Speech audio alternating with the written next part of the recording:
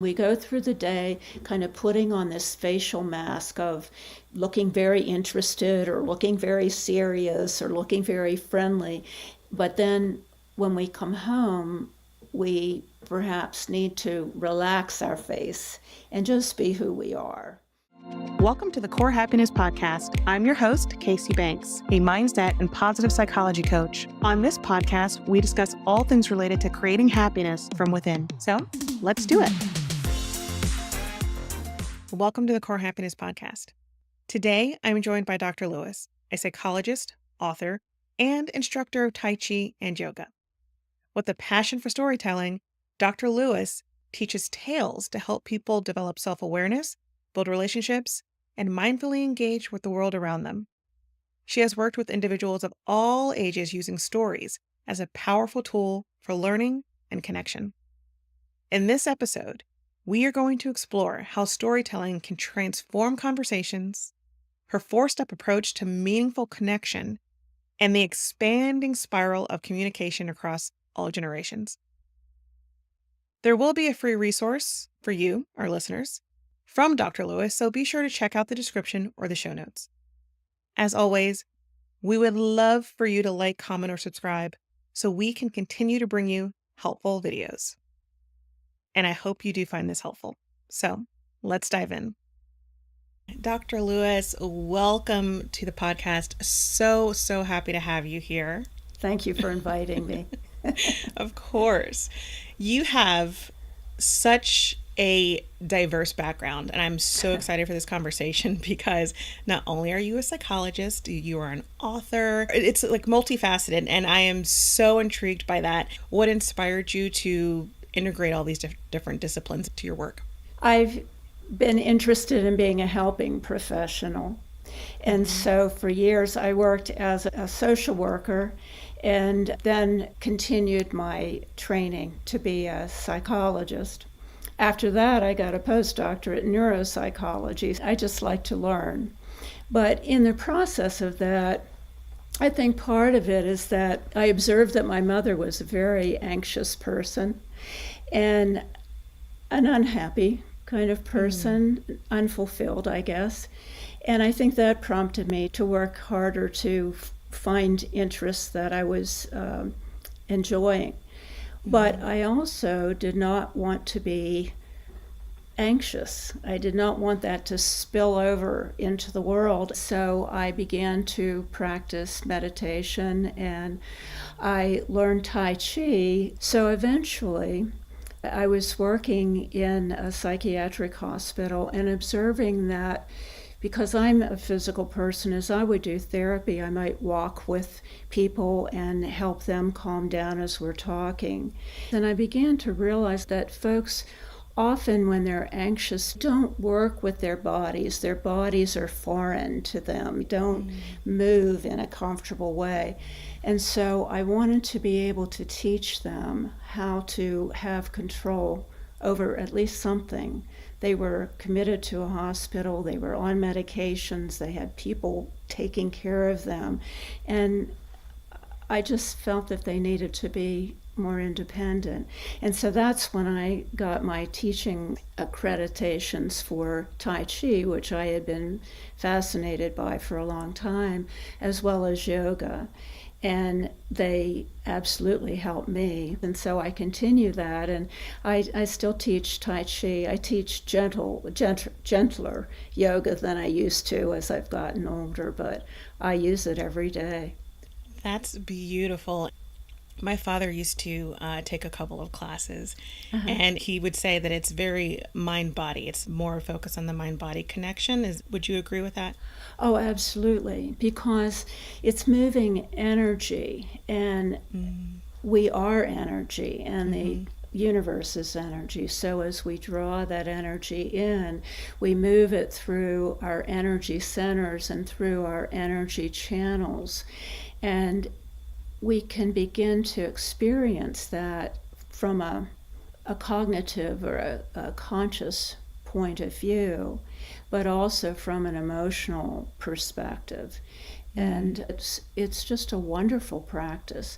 And I've actually used that with people who have had strokes, who have impaired movement, and helping them move their arms and focusing and just feeling that sense of energy moving through them, because it is gentle, but it's healing as well. It builds immune response. You got me started on something I'm just delighted with. I think you're delighted about all the things we're going to talk about today, so that's good. Speaking of things that you are excited about, I know a lot of your writings focus on telling tales and storytelling. Yes. Yes. And I was hoping you could tell us what drew you to storytelling as a way to get people to connect. Well, when you tell stories, people visualize what you're talking about. They visualize the characters and the scenes, and they hear the language and they hear words that maybe they haven't heard before. Kind of an example of that, when I think of stories, I think of my grandmother who lived next door to me, and she was of Welsh background, very quiet, little baker, housekeeper woman. And I would run over there because I just like to escape and I like to chase her cat. And the cat didn't like me, so I would run after the cat and meet my grandmother on the back porch, and she would invite me to a swing on the front porch with the cat. And we would swing, and she would calm the cat, and she would calm her little granddaughter. But she would tell stories about her background, and she would use these terms like flibberty-gibbet, a cattywampus, and these Welsh words that I found to be fascinating, and so I always wanted her to tell me something about those words. So to me, stories have related to me to comfortable times, to times when I was very much loved and soothed by my grandmother, but also my extended family. I had a nice extended family. And the idea of stories is that we all tell stories. That's what makes us human, because we can relate our histories in a way that animals can't. Words also can be magical. The emotions related to those words and the situations help us to develop a sense of how we relate to the world and how we relate to other people. And so it presents us with a non-threatening way of expressing ourselves without having to tell something specific about our background or a problem we had that day. We can relate to it in another way, but in that way we can learn how to problem solve and how to think through things, which helps build, particularly children, helps build their confidence and their problem solving in that regard without it being so threatening. Now we can talk about a bullying situation in a story, and the child doesn't have to relate to us how they were bullied that day and how that made them cry and one of their friends just teased them about that.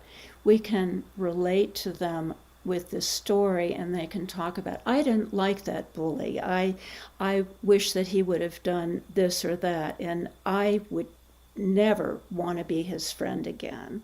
That and it's a little bit more abstract. And so that gives an opportunity to talk and relate in a way that's non-threatening, but very meaningful. Yeah, and it sounds like, especially the example with the child and the bullying, it sounds like storytelling can be a way to tap into that self-awareness. Absolutely. Also, of how you're feeling. Yeah. Without saying, what did you do, or how did you deal with that? But let's talk about this bully. What do you think should happen with this situation? It gives a way to be a little bit farther removed so that you're not so caught up in the emotions. You can relate to the emotions, but you're not so caught up in them that you freeze. Which is what we do when we get anxious or scared or stressed. I know the example was with a child and bullying, but is this something for all ages, like with storytelling and the connection? Oh, I think so, yeah. Okay. I mean, I think we relate to myths. I'm sure you've heard of the ugly duckling story. Yes. And that idea that sometimes we don't fit into a group, and the group makes us really aware that we don't fit in. And yet, that doesn't mean that we don't fit in with other groups. And it's a matter of continuing on until we find that group or that commonality that makes us feel comfortable and recognized and accepted. When you talk about problem solving and conflicts and maybe in resolving conflicts, is storytelling successful? And I know you said the word removed, but is it sort of to help with emotional regulation in terms of being able to convey how you're feeling without self-censoring? Certainly. Yeah. And one of the ways in the book I've written, Do You Know How to Talk with Your Young Child?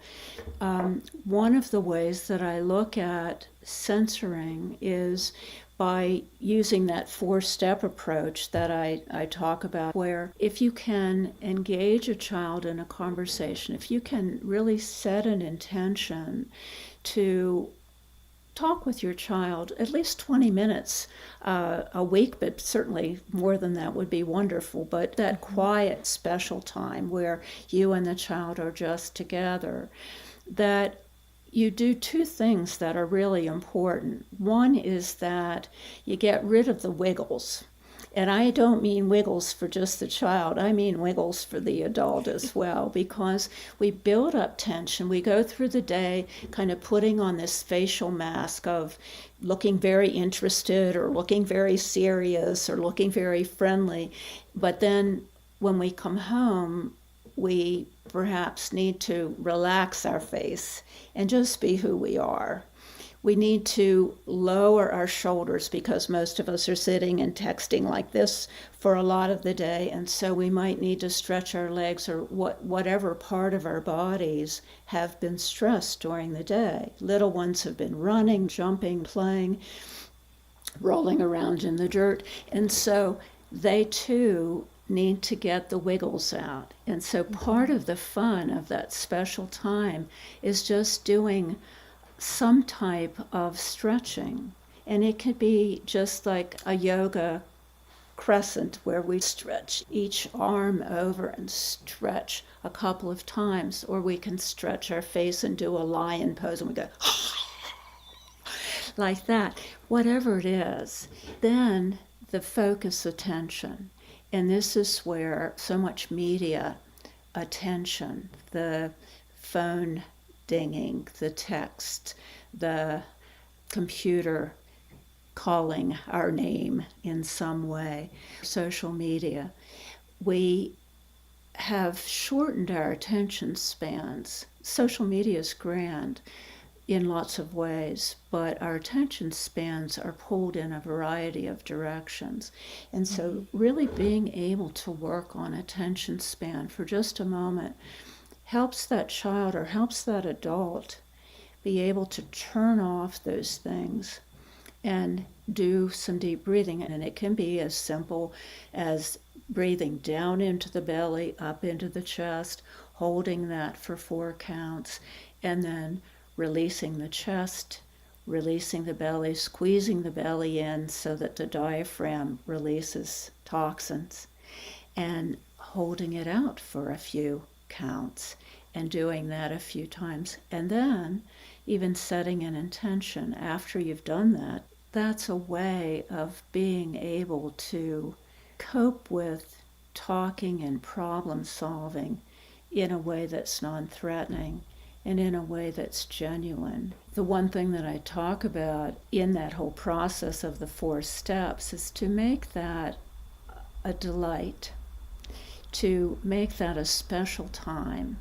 And I know you mentioned the 4-step approach to conversing and connecting that you developed. Could you actually take us through what those 4 steps are? Sure. The first one would be the stretching. And so in the book, I have several different stories. And so with each one, I have different stretches and different breathing techniques to focus attention. So the stretching would be the first one, to release muscle tension and to release the tension and the stress of the day. And then it looks like you can relate to that, and so can I. It's like, I think a lot of people can. Absolutely. Especially since the pandemic and a lot of people are working remotely and working at home, I hear a lot where the decompression time that you would normally have at the end of the day just isn't there anymore. So I think a lot of people are struggling with that. I think a lot of people can relate to that. Well, I agree with you. And it's interesting because I used to drive about 10 miles to work and 10 miles back, and that let me release tension.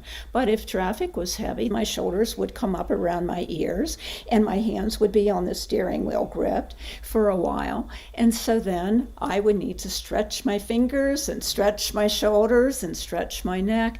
And so those are the kinds of things that I would do in that first step.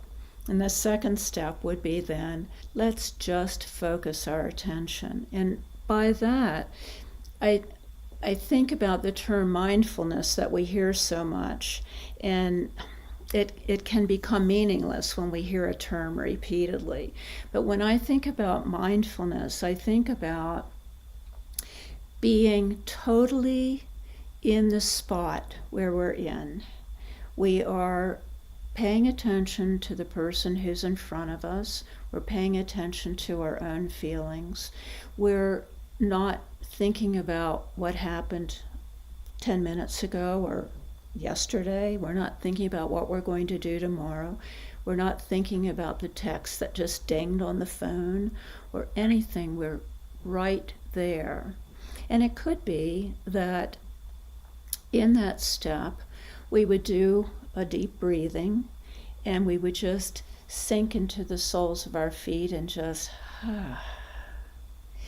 but the real intention is to just let go of those.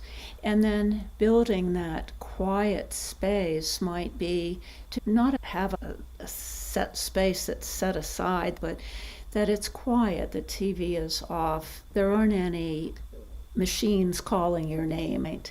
And so that becomes a really rewarding place where you're just paying attention to talking. And then the stories that I write typically are tales. And by that I mean that they set up a situation, and most of them have animals in them, and the animals talk or communicate with us in some way. They're setting up a situation like friendship, forgiveness, taking responsibility, being assertive, dealing with jealousy, things like that. And so they're just kind of general themes, setting the groundwork, the description, the visual ideas, the characters, and how they might feel. Is there a problem? How would you deal with that problem? And so when we talk about the step about communicating, we're telling the story and we're communicating by using open-ended questions.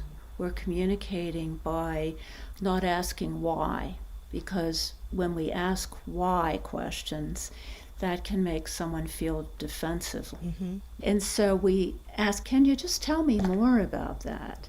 What else were you thinking about in regard to that? But with the communication, you're listening with your body. Now, by that I mean that you listen with your eyes. You look at that person and how they're responding to you. Are they comfortable? Are they anxious? Are they jittery? You listen with your ears.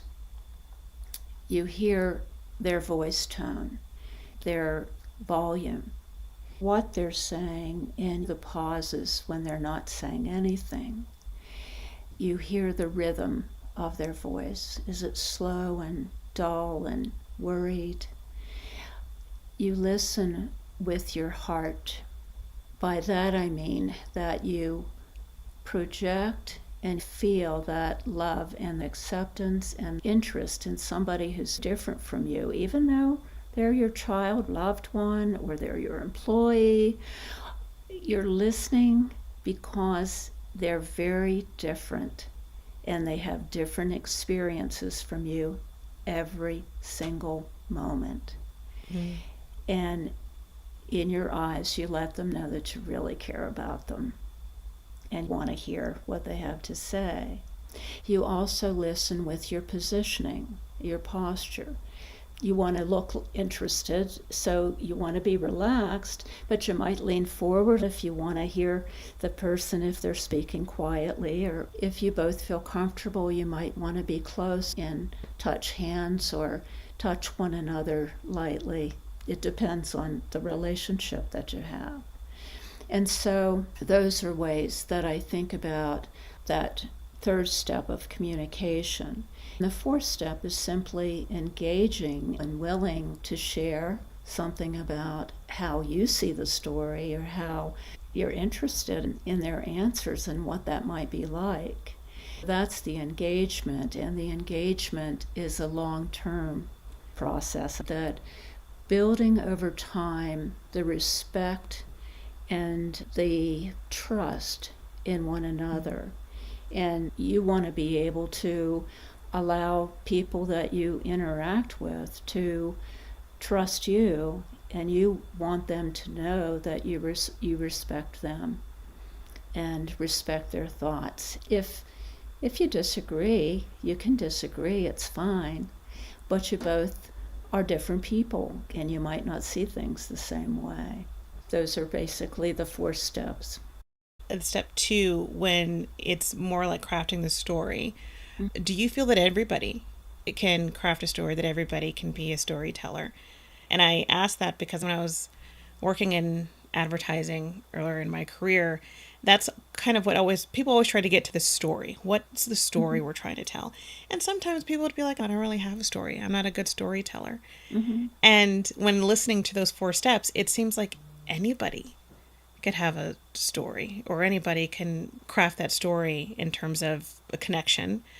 And I was wondering what your take is on that. Do you feel that anybody can tell a story, or what makes a good story that helps with connection? I think being genuine is certainly a big deal. And so I think that people can tell stories in the sense that they can relate, even if they can't craft and develop a story on their own. They can find stories that have themes in them that might be helpful for a conversation or for a business proposition or what have you. So you don't have to be a very creative person. I think you can find stories that might relate. And that can be very helpful and very powerful. But there are marvelous stories in every culture that hit on those emotional themes that people have across cultures. They use different language, they use different characters, but the themes are similar. And I think we can use those and be very powerful in that regard. Absolutely. And I'm glad that you gave that as an example, because I actually was going to ask you, when we're thinking about the 4 steps, how they can be applied to strengthen, whether it's personal relationships, whether it's work relationships, family, friends. Can those steps be applied in all of those situations? I think that the stretching, if you're going to a cocktail party and you don't know anybody, you can buzz in the bathroom and just stretch and release that tension and take a few nice breaths and say, I can do this. I can calm down and I can relate to people because I am going to mindfully go in that room and I am going to relate to a few people and I am going to pay attention to them. I'm going to listen with my whole body. I'm going to perhaps even tell a little story about my day. And so it gives me a way to converse, but it's not magic and it's not hokey. It's being real with the person that you're in front of. One of the examples that I give in my book, it feel like it's a gift. And I'm sure you've had this situation yourself where you've engaged in a conversation with somebody and you feel like you are the only person in the room because that person is attending to you and they're interested and they're asking relevant questions, but they're really focused on interacting with you as an interesting, different person than they themselves are. And it is a wonderful experience and very memorable because we don't always get that. We have people talking to us and they're looking to see who else is in the room. So I think it's such a gift to be able to do that. And I think it is absolutely something that can be done by people in social settings, in professional settings. And I think that when we do that in a professional setting, the employee who never really settles and never really pays attention, they're just busy thinking about where they need to go next or what's on their desk. They're not really interacting individually with the people in their meeting or with their supervisor or with their colleagues or their supervisees. And so I think it's very appropriate for that. Yeah. And I'm wondering, how does it work in today's world where we are living in such a digital world and the face-to-face interaction is not as frequent as it used to be? How do we still foster these principles to form these genuine connections? It's interesting. That's a challenge to me. But it's interesting as I write now because I was used to working for 30, 40 years where I could walk down the hallway and see my colleagues and talk to them and problem solve. But now that I'm writing and I have begun to interact with groups of writers online, and they're from all over, they make an effort to show up, share what they're doing, ask what other people are doing, and give or take advice. I have to take a lot of advice because I'm new to this. It can be done, but it takes attention, just turning off the text and things like that so that you're not drawn away to other things while you're trying to connect online is important, I think. Yeah, I agree. I think it's definitely challenging, but it can be done with effort. I've noticed that even something in terms of giving the space and the patience to hear someone's story and not make judgments or assumptions, even if it's through text, social media, or a video call or something like that. I know we're in this world of instant gratification and we like to rush things. And so we make assumptions when somebody's talking or assume what point they're trying to make before they even say a point. And so I think in the digital world, it's good to just be patient and present, like you're saying, and just mindful of paying attention and not trying to rush. And I think that's difficult for some people, but I think with some effort, that can definitely help with fostering those relationships and connection because you're actually listening and responding appropriately to what you've listened to as opposed to what you think someone's going to say or what you think someone wants to hear. Yeah, that idea that there's a sender and a receiver. The sender has a message and the receiver hears a message. But the receiver might not have heard the message the sender was sending. The sender's responsibility is to check and make sure that the message was received as intended. Or the receiver can check and say, is this what you meant? And that's what you were describing, but it's not verbal. It's not face to face. And so many, I think, disagreements started or hurt feelings or whatever through email because some people aren't aren't real good at expressing what they really mean by writing. But I think that reflective receiving information is really important. And as you say, it takes time. But the time is worth it because we want to communicate effectively. See, in your core happiness program, you want people to be happy with themselves and with other people. That takes time.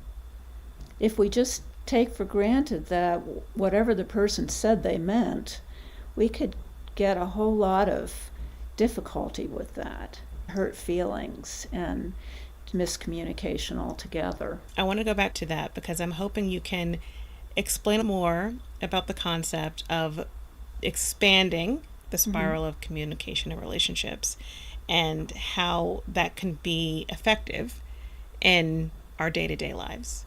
It's just a term that I thought of as I was talking about communication, and that listening to people as if they're unique, as if they're a person that you've never met before. Maybe they're from a different planet and you're really interested in how they think and what they say and what they eat for dinner and whatnot.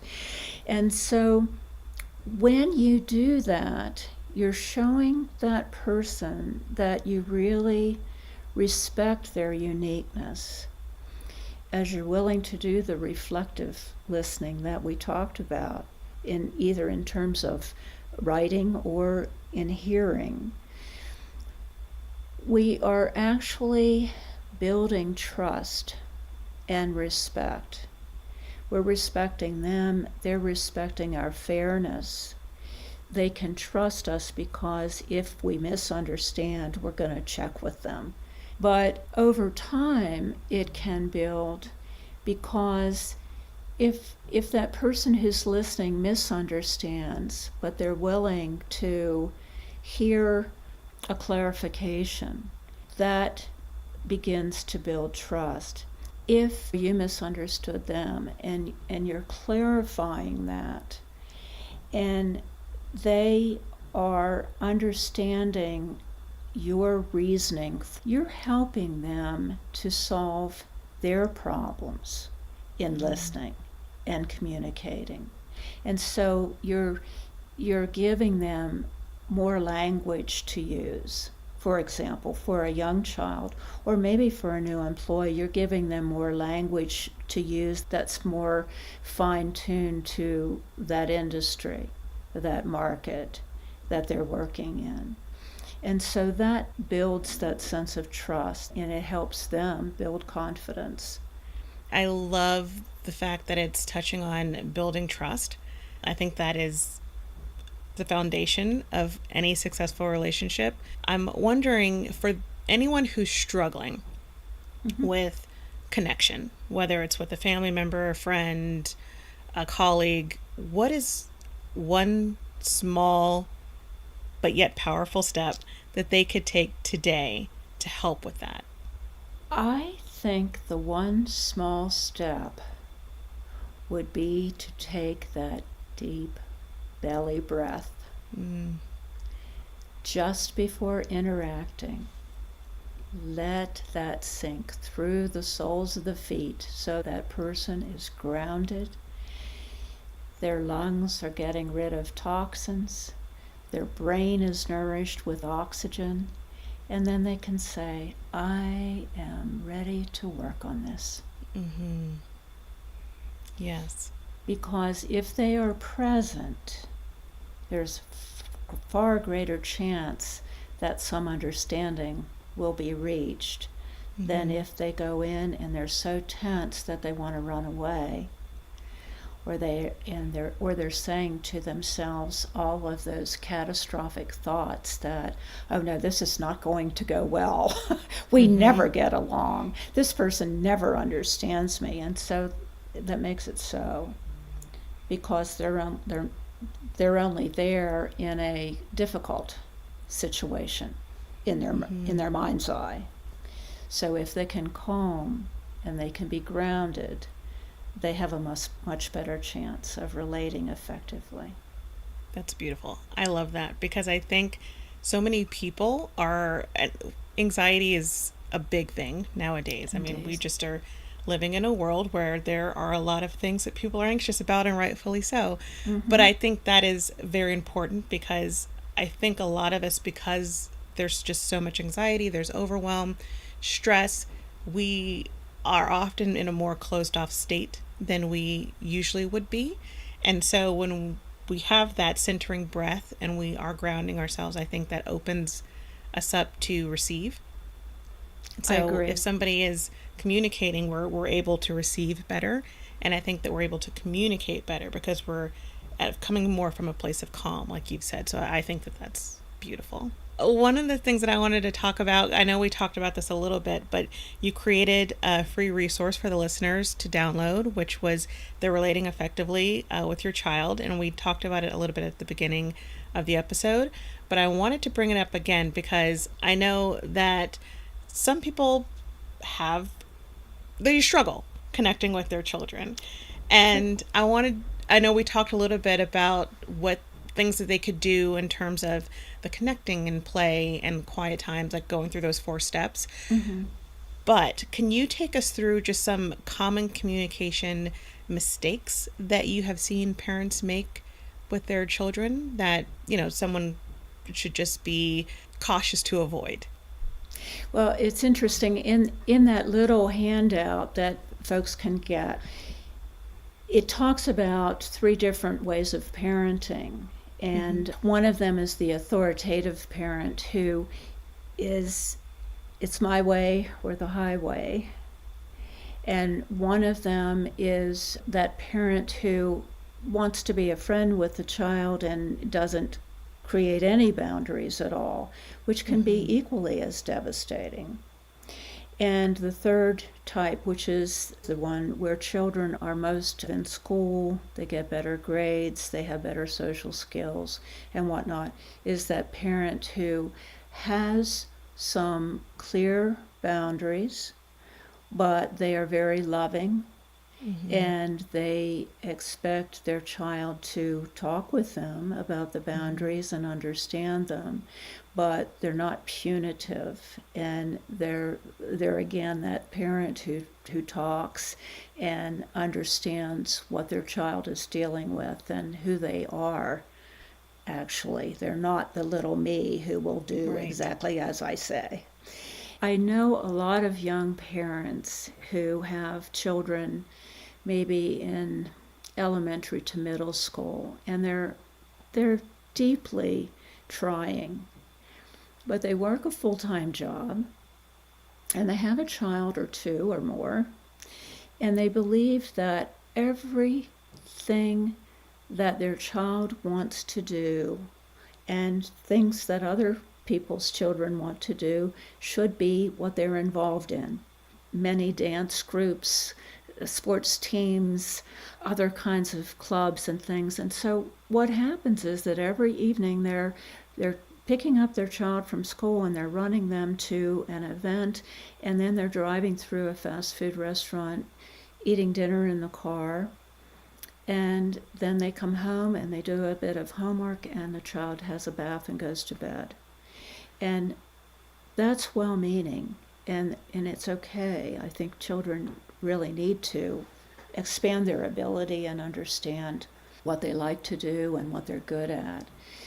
But for parents, I think that one is one that if they can slow down, and again, just because there are all these things that are available, maybe we need to take some time to interact Mm-hmm. with them and let them relax, teach them some ways of relaxing and being calm and thinking critically and planning some little projects that they would do. That's another part of the book, that planning some projects that a parent would do with a child that at home. Maybe it's just drawing a picture of one of the characters in their story that you're going to hang on the refrigerator. Mm-hmm. What materials do you want? What kind of paper will you use? Maybe one of them is about a bird, and so, oh, I wonder what it would be like to put a bird feeder out. What would we need for that? Can we make a bird feeder? So that, again, we begin to help that child begin critical thinking, which is a way of planning something, cooperating with somebody, organizing materials. Follow through. Follow through is a big deal in critical thinking. And it's not as receptive as just going and being on a team where maybe you don't play very well anyway and you sit on the bench, but you're just there, because it's something that other people are doing. So again, it's like thinking about the child as an individual and helping them develop these individual skills that might be very helpful to them in the future. Yeah. And then you also have another book coming out in a couple months, I think, don't you? Is Oh, the that's focused on self-help yes. for techniques I, for caregivers as well? yeah, I do. Thank you for reminding me. The working title is Beat or Retreat. And that's kind of a tongue in cheek kind of Mm-hmm. thing for me to use, but I might use it in the title, where people who are caregivers, maybe for children, maybe for unhealthy family members, or Mm-hmm. for elderly family members, have a full time consideration. And it's stressful because not only are they dealing with their own issues, but they're dealing with a lot of other issues for another person, at least one other person, maybe a couple. And then they're also dealing with the possibilities of what might happen if they fail. So there's also that self-critical piece. But they don't have time to go to a retreat center. They don't have the money, possibly, Right. because worrying about healthcare costs and things like Mm-hmm. that. And so the B to retreat is ways of, on a daily basis, choosing these self-help kinds of things, like some of the exercises from yoga and tai chi and qigong that are soothing. Maybe not a full practice, but things that one could do and repeat that just, they feel so good. Or different ways of breathing that can relax when one is worried. Self massage that can be used on hands and feet, particularly neck, scalp, but they're also wonderful to share with the person you're caring for. And Love so that. those are some issues. Some skin care, just a variety of things. These are things that I've written about in my blogs over the years to give people ways of, well, meditation and visualization, a gratitude journal, or just a variety of things like that. But those kinds of ways of bringing joy into your life in an inexpensive way that doesn't take you through the airport, and you don't need a passport, and you don't need a chunk of money to pay for in advance, Yeah. and you don't need to get vacation time off. That's the tongue-in-cheek kind of beat a retreat kind I of love that. title. I know a lot of people can benefit from techniques like that, so that's fantastic. Do you have any key message or powerful message that you would like to leave our listeners with? Again, I just go back to that gift of treating each person that you encounter, a store clerk, a guy who's pushing all the carts in from Costco or wherever, greeting that person as if they're special, unique, and Mm-hmm. just finding that when you do that, you get greeted back the same way. It's just Mm-hmm. lovely. And it's such a gift and it's such a surprise because so many times when we're out and about, we feel invisible. Yeah. And so we can do with total strangers as well as people we really care for. And it brings us joy. Dr. Lewis, thank you so much for joining us. Oh, thank you for having me, Kacee. I really appreciate it.